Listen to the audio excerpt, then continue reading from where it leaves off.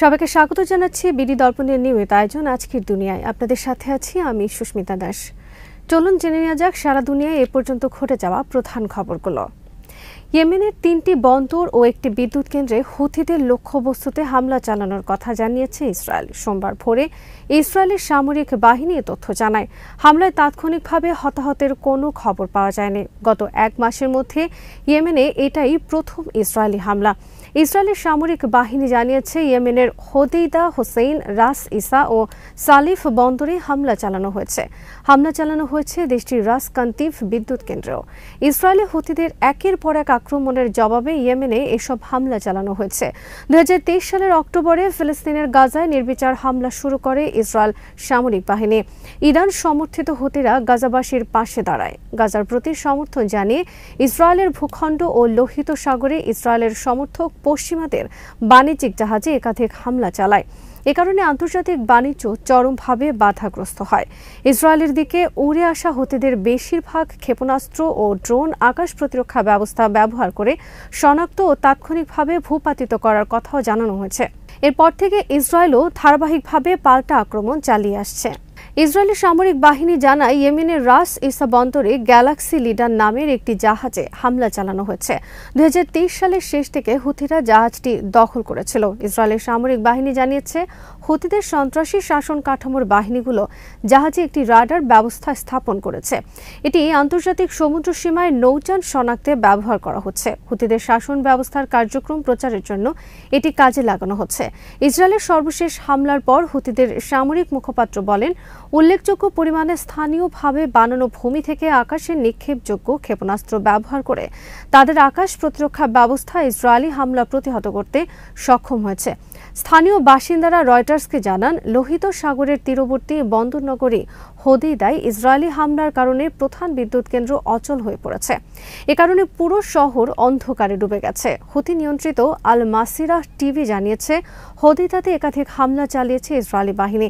এর আগে ইসরায়েলি সামরিক বাহিনীর পক্ষ থেকে ইয়েমেনের 3টি বন্দর থেকে লোকজনকে সরিয়ে নেওয়ার জন্য সতর্কবার্তা জারি করা হয়েছিল।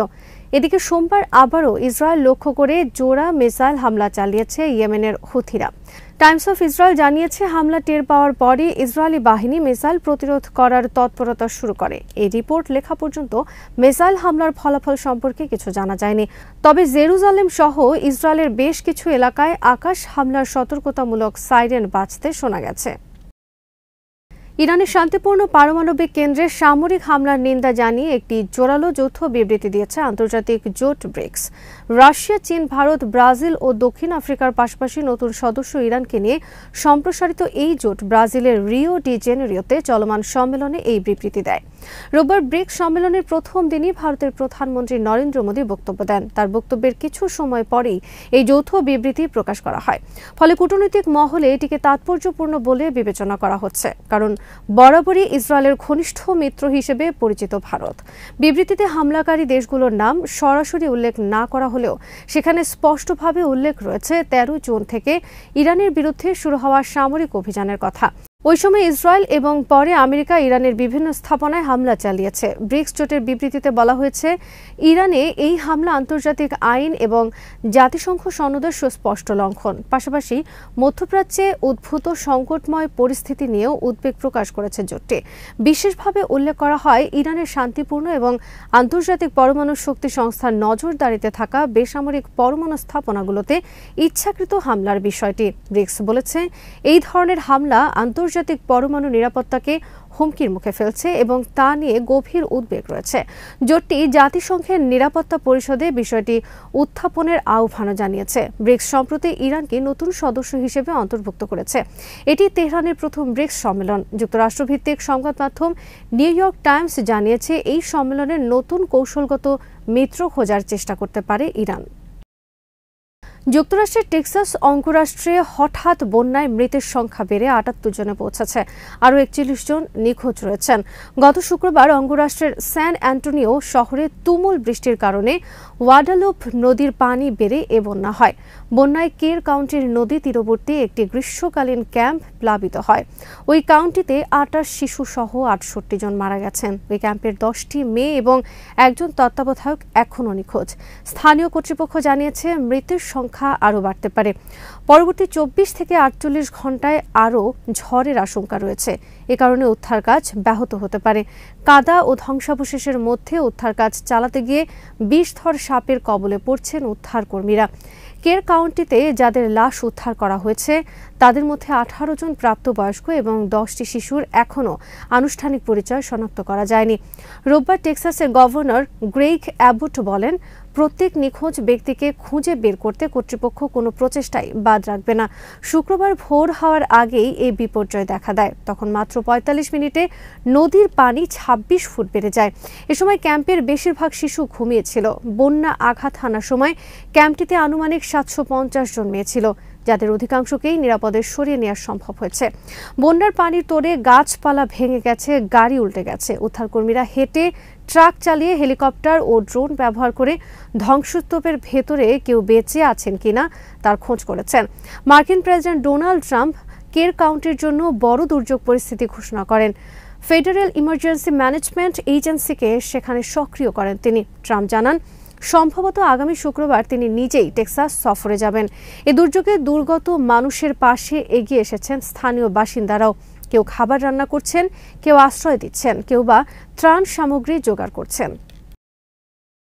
নির্ধারিত সময়সীমা শেষে রবিবার শেষবারের মতো ইরানে বসবাসকারী লাখ লাখ আফগান অভিবাসী ও শরণার্থীকে দেশ ছাড়তে নির্দেশ দিয়েছে দেশটির সরকার।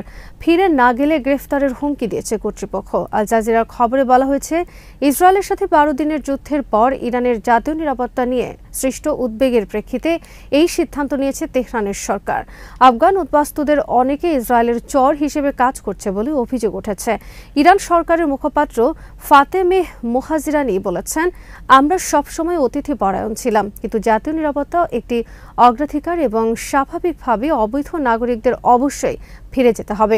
তেহরান থেকে আল জাজিরার রেসুল সেরদার বলেছেন, ইরানে অর্থনৈতিক দুর্দশা, অভাব এবং সামাজিক সমস্যার জন্য আফগানদের ক্রমবর্ধমানভাবে দায়ী করা হচ্ছে।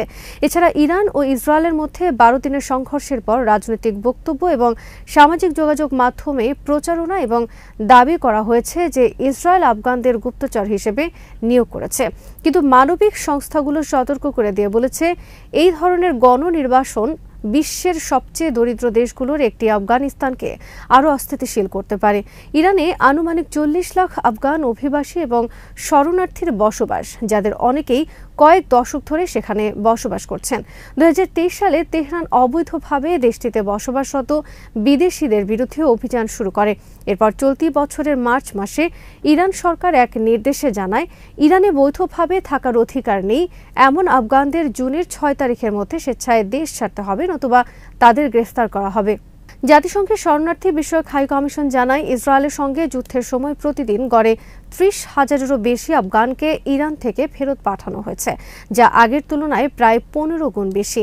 এ পর্যন্ত প্রায় 7 লাখ আফগান ইরান ছেড়েছে। শুধু জুন মাসেই 2,30,000-এর বেশি আফগান ইরান থেকেই দেশে ফেরেন। লোহিত সাগরে একাধিক হামলার শিকার একটি পণ্যবাহী জাহাজে আগুন ধরে গেছে। লাইবেরিয়ার পতাকাবাহী ও গ্রিসের মালিকানাধীন জাহাজটি হামলার পর ডুবতে শুরু করলে সেটি থেকে ক্রুদের উদ্ধার করা হয়েছে। এ তথ্য নিশ্চিত করেছে ব্রিটিশ সামরিক কর্তৃপক্ষ। জাহাজটিতে বন্দুক, রকেট চালিত গ্রেনেড এবং ড্রোন বোট দিয়ে হামলা চালানো হয়েছে বলে ধারণা করা হচ্ছে। সোমবার এই রিপোর্ট লেখা পর্যন্ত কেউ হামলার দায় স্বীকার করেনি। তবে হামলার ধরন ও মাত্রা দেখে ইয়েমেনের হুথি বিদ্রোহীদের ওপর সন্দেহ করা হচ্ছে। ইউকে মেরিটাইম ট্রেড অপারেশনস এক বিবৃতিতে জানিয়েছে, হামলায় ক্ষতিগ্রস্ত জাহাজটিতে আগুন লেগেছে এবং এটিতে পানি ঢুকে পড়েছে। নাবিকদের নিরাপদে সরিয়ে নেওয়ার চেষ্টা চলছে।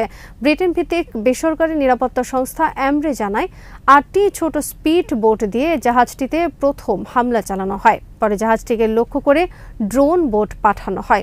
এগুলোর মধ্যে 2টো বিস্ফোরিত হয়ে জাহাজে আঘাত হানে। জাহাজে থাকা নিরাপত্তা কর্মীরা আরও 2টি ড্রোন বোট ধ্বংস করেছে। ইয়েমেনের হুথি নিয়ন্ত্রিত হোদেইদা বন্দর থেকে প্রায় 100 কিলোমিটার দক্ষিণ পশ্চিমে এই হামলার ঘটনা ঘটে। হুথি নিয়ন্ত্রিত স্যাটেলাইট চ্যানেল আল মাসিরা হামলার খবর স্বীকার করেছে, তবে তারা হামলার দায় স্বীকার করেনি। যুক্তরাষ্ট্রের মধ্যপ্রাচ্য ভিত্তিক পঞ্চম নৌবহর এ বিষয়ে কোনো মন্তব্য করেনি, তবে সেনাবাহিনীর সেন্ট্রাল কমান্ড বলেছে তারা বিষয়টি পর্যবেক্ষণ করছে। গাজা ইসরায়েলি যুদ্ধের প্রতিক্রিয়ায় লোহিত সাগরে বেশ কিছু বাণিজ্যিক জাহাজে ক্ষেপণাস্ত্র ও ড্রোন হামলা চালিয়েছে হুথিরা। তবে মার্চ মাসে যুক্তরাষ্ট্র হুতিদের উপর বড় ধরনের বিমান হামলা চালানোর পর তারা কিছুদিন হামলা থেকে বিরত ছিল।